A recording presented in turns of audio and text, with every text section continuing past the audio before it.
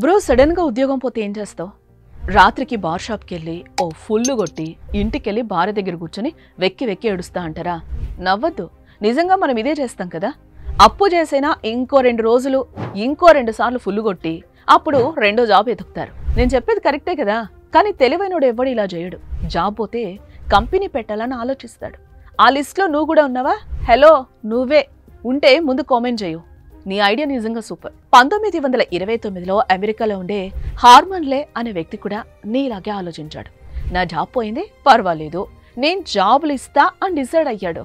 తన బ్రెయిన్లో ఉన్న ఐడియాను ఓ చిన్న గదిలో మొదలుపెట్టాడు. ఇప్పుడు ఆ బిజినెస్ వాల్యూ ఎంతో తెలుసా? $12 బిలియన్. షాక్ అయ్యారా? వెయిట్, హార్మన్ లే తన బిజినెస్ని డెవలప్ చేసిన తీరు తెలిస్తే బిత్తరపోతారు. ఇంతకీ ఆయన స్టార్ట్ చేసిన ఆ కంపెనీ ఏంటో తెలుసా? Lay's potato chips. అదే ఈ సక్సెస్ స్టోరీ. ఈ సక్సెస్ స్టోరీ చూసే మీరు వీళ్ళలాగే జీవితంలో సక్సెస్ కావాలని ఆలివ్ స్వీట్స్ మనస్ఫూర్తిగా కోరుకుంటోంది. అకేషన్ ఏదైనా ఆలివ్ మిఠాయిలతోనే. హైజీన్, అథెంటిక్, ప్యూర్ టేస్ట్ కి కేర్ ఆఫ్ అడ్రస్ మన ఆలివ్ నేతి మిఠాయిలు. లైఫ్ లో ప్రతి వ్యక్తికి ఒక గోల్డెన్ ఛాన్స్ వస్తుంది. దాన్ని పట్టుకోగలగాలి. వదిలేస్తే ఆ బ్రహ్మ కూడా నీ రాతను మార్చలేడు. లేస్ చిప్స్ కంపెనీ అధినేత హార్మన్ కి కూడా అలాంటిదే ఓ గోల్డెన్ ఛాన్స్ తాకింది. అదేంటో తెలుసా? 1929లో అతని ఉద్యోగం ఊడిపోవటం. షాక్ అయ్యారా? కానీ అదే నిజం. ఉద్యోగంలో ఉంటే బిజినెస్ చేయాలనే ఐడియా వచ్చేదే కాదు. నిజానికి మనోడు కాలేజీ డ్రాప్ అవుట్, చదువు మానేసి బిస్కెట్ కంపెనీలో చేరాడు. కానీ గ్రేట్ డిప్రెషన్ టైం ఉద్యోగం బిగేశారు. ఫుల్ డిప్రెషన్తో అట్లాంటాను వదిలి టెన్నెస్సీలోని మ్యూజిక్ సిటీ న్యాష్విల్కి చేరాడు. ఇక్కడే అతని లైఫ్ ఊహించని మలుపు తిరిగింది. నాష్విల్లో బారెట్ ఫుడ్ కంపెనీలో ట్రావెల్ సేల్స్ మెన్ గా చేరాడు. అతని జాబ్ ఏంటంటే వెహికల్ వెనకాల బాస్కెట్ తో పొటాటో చిప్స్ పెట్టుకుని డోర్ టు డోర్ తిరిగి అమ్మటం. ఈ జాబ్ అతనికి పొటాటో చిప్స్ మీద జనానుకున్న పిచ్చిని పరిచయం చేసింది. అది ఎవర్ గ్రీన్ బిజినెస్ అనుకున్నాడు. 1932లో ఆ జాబ్ మానేసి సొంతంగా హార్మన్ వార్డులే పేరుతో potato chips distribution company start చేశాడు. సరిగ్గా 5 ఏళ్లలో తను పనిచేసిన బారెట్ ఫుడ్ కంపెనీకే అతిపెద్ద డిస్ట్రిబ్యూటర్గా ఎదిగాడు. నిజంగా టాలెంటెడ్ కదా. But Herman not happy. చిప్స్తో ఇంకా ఏదో చేయొచ్చనే ఆలోచన అతని బ్రెయిన్ని తొలిచేసింది. ఇక్కడే లేస్ మ్యానుఫ్యాక్చరింగ్ ఐడియా పుట్టింది. బుర్రలో ఒక ఐడియా తిరుగుతుంటే రెండో పని ఎలా చేస్తాం? హార్మన్ కూడా అంతే. ఐడియా వచ్చిన వెంటనే 1936లో తన డిస్ట్రిబ్యూషన్ ఆఫీస్ని చిప్స్ మ్యానుఫ్యాక్చరింగ్ యూనిట్గా మార్చేశాడు. ఫస్ట్ హెచ్డబ్ల్యూలే పేరుతో చిప్స్ని తెచ్చాడు.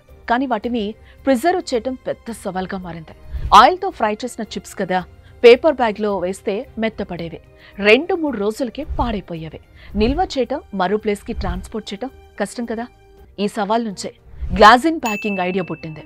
ఫలితంగా చిప్స్ ప్రిజర్వ్ చేయటం, ట్రాన్స్పోర్ట్ చేయటం ఈజీ అయింది. గ్లాసిన్ ప్యాకింగ్ చిప్స్ బిజినెస్ ఇండియాలో ఎంతగా ఉపయోగపడిందంటే కేవలం నాష్విల్ సిటీకే పరిమితమైన హెచ్డబ్ల్యూ లే చిప్స్ని నెక్స్ట్ సిటీకి ట్రాన్స్పోర్ట్ చేసేలా చేసింది. నెక్స్ట్ సిటీ నుంచి నెక్స్ట్ స్టేట్ నుంచి అమెరికాలో లాస్ట్ పర్సన్ వరకు హెచ్డబ్ల్యూ లేస్ చేరిపోయాయి. 1961 నాటికి అమెరికాలోని అతిపెద్ద రెండో ఫుడ్ మేకింగ్ కంపెనీగా మారిపోయింది హెచ్డబ్ల్యూ లేస్ కంపెనీ. నెంబర్ 1గా ఫ్రీటో ఫుడ్ ఉండేది. సో ఇక్కడ హార్మన్ ఓ మాస్టర్ ప్లాన్ వేశాడు. ఫస్ట్ ప్లేస్లో ఉన్న కంపెనీతో ఫైట్ చేసే కంటే కొలాబరేట్ అవ్వటం బెటర్ అని డిసైడ్ అయ్యాడు. ఇద్దరి మధ్య ఒప్పందం కుదిరింది. ఆ కొలాబరేషన్తో హెచ్డబ్ల్యూ లేస్ ప్యాకెట్ కాస్త ఫ్రీటో లేస్ ప్యాకెట్గా మారింది. మీకు విషయం తెలుసా? పొటాటో చిప్స్ ని పిచ్చిగా తినే దేశం ఏదో తెలుసా? అమెరికా. ఇవాళకి కూడా అక్కడ లేస్ మార్కెట్ షేర్ ఎంతో తెలుసా? 41%. అంటే వాళ్ళకు పొటాటో చిప్స్ ఎంత ఇష్టమో అర్థం చేసుకోవచ్చు మనం. ఫ్రీటో లేస్ అమెరికన్స్ ఆదరిస్తున్న తీరు చూసి హార్మన్ కు మరో ఐడియా మెరిసిందే. లేస్ ని అమెరికా సరిహద్దులకే సరిపెడితే సరిపోదు, ఖండాంతరాలను దాటించి ప్రపంచంలోని ప్రతి దేశంలో దుకాణం తెరవాలని డిసైడ్ అయ్యాడు. ఇందుకు ఏం చేద్దామా అని ఆలోచిస్తున్న టైం అతనికి తట్టిన ఐడియా ఏంటో తెలుసా? పెప్సికో. 1965లో ఫ్రీటో లేస్ పెప్సికోతో కలిసిపోయింది. అప్పటికే ప్రపంచవ్యాప్తంగా అన్ని దేశాల్లో ఉన్న పెప్సీకి లేస్ ని డిస్ట్రిబ్యూట్ చేయడం చాలా ఈజీ అయింది. పెప్సీకి B2C ఈజీ కాబట్టి అదే దారిలో లేస్ ప్యాకెట్ ను పట్టుకెళ్ళింది. ఇంత సక్సెస్ అవుతామని లేస్ కూడా ఊహించలేదు. పెప్సీ ఇచ్చిన మార్కెటింగ్ సపోర్ట్ తో ఇవాళ లేస్ 200 దేశాల్లో బాగా వేసింది. ఇండియాకు ఎప్పుడు వచ్చిందో తెలుసా? 1995లో. అప్పటికే ఇండియాలో అంకుల్ చిప్స్ చాలా ఫేమస్. కానీ లేస్ దెబ్బకి అంకుల్ చిప్స్ పెంకుల్ చిప్స్ గా అయిపోయింది. లేస్ మన గల్లీ బడ్డీ కొట్టును కూడా కబ్జా చేసేసింది. ఇవాల్టికి కూడా ఇండియాలో 50% షేర్లెస్ సొంతం అంటే నమ్ముతారా? ఎలా? ఇన్ని దేశాల్లో ఇంత వేగంగా లేస్ ఎలా పాతుకుపోయింది? దానికి ఒక పెద్ద స్ట్రాటజీ ఉంది. 1936 నుంచే చిప్స్ తయారీలో హార్మోన్ 2 జాగ్రత్తలు తీసుకున్నాడు. 1 క్వాలిటీ, 2 టేస్ట్. లేస్ ఇప్పటికీ కూడా టేస్ట్ విషయంలో అస్సలు కాంప్రమైజ్ కాదు. దానికోసం ఎంతైనా ఖర్చు చేస్తుంది. 200 దేశాల్లో జనానికి 200 పైన టేస్ట్లుంటాయి కదా. సో ఈ పాయింట్ ని పట్టుకుంది. ఏ దేశంలో అడుగు పెడితే ఆ దేశం టేస్ట్ వచ్చేలా ఆలు చిప్స్ కి మసాలాను జోడించింది. ఇండియా మసాలా, చైనాలో స్క్వేజ్వానా, జపాన్ లో జపనీస్, ఇలా ఎవరింటికి వాడి పాట పాడింది. లోకల్ టేస్ట్ దొరకటంలో ఏ దేశంలో ఆ దేశ జనాభా లేస్ ని సొంతం చేసుకున్నారు. క్రంచీ లేస్ ని తెగ ఎంజాయ్ చేస్తున్నారు. సరే, మరి ఇన్ని దేశాల ప్రొడక్షన్ ఎలా ప్లాన్ చేశారనే డౌట్ రావచ్చు కదా. ఇంగ్లీష్ వాడు మామూలు ముదురు కాదు కదా. దీనికి దుంపదగే ఐడియాను వేశాడు. లేస్ కంపెనీకి ఓ రీసెర్చ్ టీం, ఒక అగ్రికల్చర్ టీం ఉంటుంది. రీసెర్చ్ టీం జనం నాడిని పరిశీలిస్తూ కొత్త కొత్త టేస్ట్లను కనిపెడుతూ అగ్రికల్చర్ టీం పొటాటో ప్రొడక్షన్ ని చూస్తుంది. ఏ దేశంలో అడుగు పెట్టినా ముందుగా ఆ దేశంలో ఉండే రైతుల దగ్గరికి వెళ్తుంది. వాళ్లతో లాంగ్ టర్మ్ ఫార్మింగ్ కాంట్రాక్ట్ ని తీసుకుంటుంది. రైతులు ఏ టైంలో పొటాటోని సాగు చేయాలి, దానికి ఎలాంటి పెస్టిసైడ్స్ వాడాలి, ఆలుని ఎప్పుడు తవ్వి తీయాలి అన్నీ ఈ అగ్రికల్చర్ టీమే చేయిస్తుంది. ఫలితంగా లేస్ ఆల్ సీజన్స్ లో క్వాలిటీ పొటాటో దొరుకుతుంది. మన దేశంలో చలికాలం అయితే పంజాబ్, ఉత్తరప్రదేశ్, పశ్చిమ బెంగాల్ రైతులతో పొటాటో సాగు చేస్తుంది.